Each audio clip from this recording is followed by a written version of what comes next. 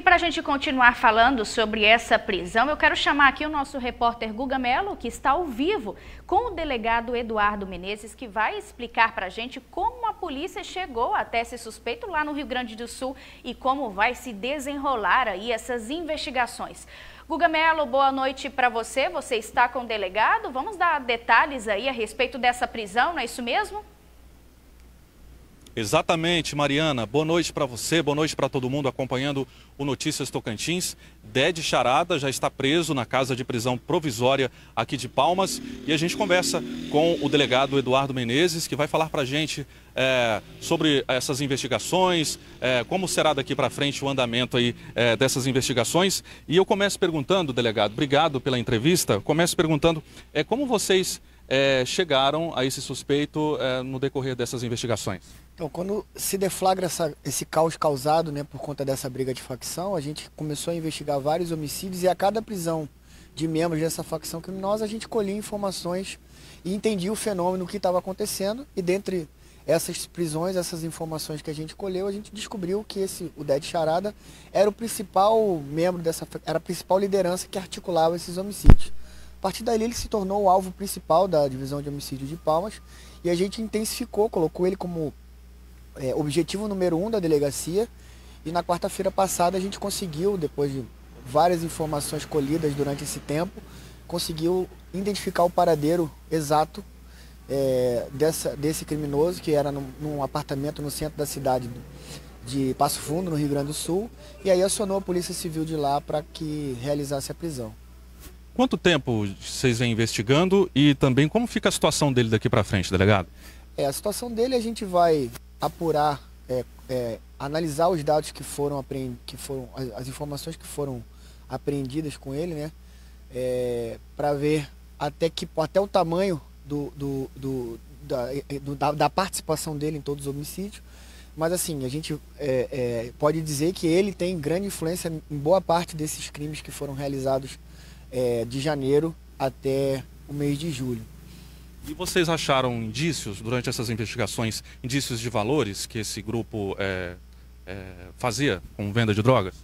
Então, ele trouxe uma visão empresarial para a facção criminosa, né? Ele criou várias lojas virtuais de venda de drogas justamente para aumentar o lucro com a venda de drogas e esse lucro fosse investido em compra de armamento. Há alguns diálogos que foram colhidos com outros membros com quem ele conversava. Por exemplo, em uma semana ele conseguiu inserir na cidade 100 mil reais em maconha. Então, assim, era uma movimentação alta. Ele conseguiu, através dessa gestão mais empresarial, ele conseguiu aumentar os lucros da facção e reverter esses rendimentos na compra de armamento que foi utilizado nessa verdadeira guerra que gerou esse número excessivo de homicídios no primeiro semestre na capital.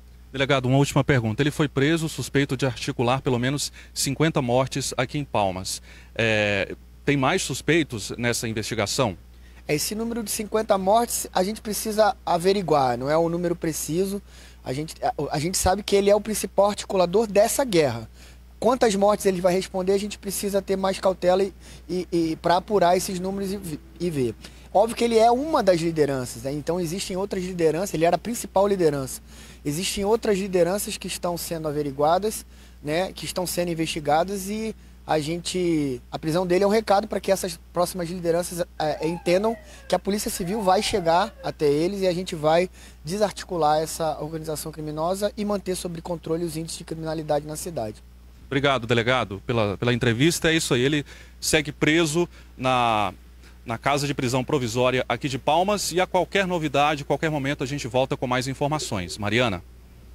É isso aí, Guga. Muito obrigada por suas informações. Antes da gente encerrar essa entrevista com o delegado, eu gostaria que ele falasse um pouquinho sobre esse retorno do sentimento de segurança, que é isso que a gente sempre fala aqui no Notícias Tocantins, devolvendo esse sentimento de segurança com a prisão desse suspeito para a população, principalmente na região sul. Não é isso, Guga?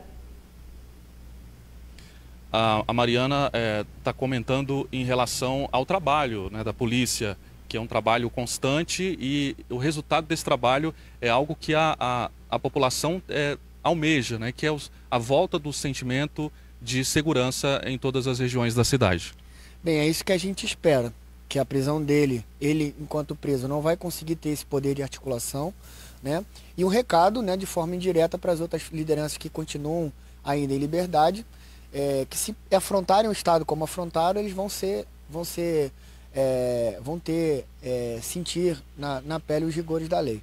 Delegado, a gente falou de uma média de 50 mortes, né? Pelo menos 50 mortes, suspeita de articular pelo menos 50 mortes. Palmas tem vivido um número assustador, né? Crescente de homicídios. Existem outras peças, vocês têm outra linha de investigação sobre esse número crescente de homicídios aqui em Palmas?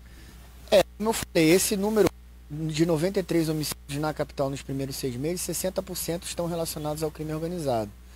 Então, esse número excessivo é fruto dessa guerra. É óbvio que houve um fenômeno diferente, né? O número excessivo foi causado por conta da facção que ele pertence ser uma facção com efetivo menor. Então, para que ele se igualasse em número de efetivo, sobrepor-se à facção paulista, ele teria que matar muita gente, porque há uma grande diferença de efetivo em relação um ao outro. Então, por isso o número de mortes, e ele era um membro da facção rival, né? Ele trai a facção e se alheia à facção carioca, e nesse momento ele traz informações privilegiadas que fomentaram ainda mais, com essas informações, fomentaram o número ainda maior que fomentasse ainda maior o número de homicídios, né? Obrigado, delegado, pela entrevista. Mariana? É isso aí, obrigada por suas informações, obrigada, delegado, aí pelas declarações, e a gente segue acompanhando, claro, esse caso.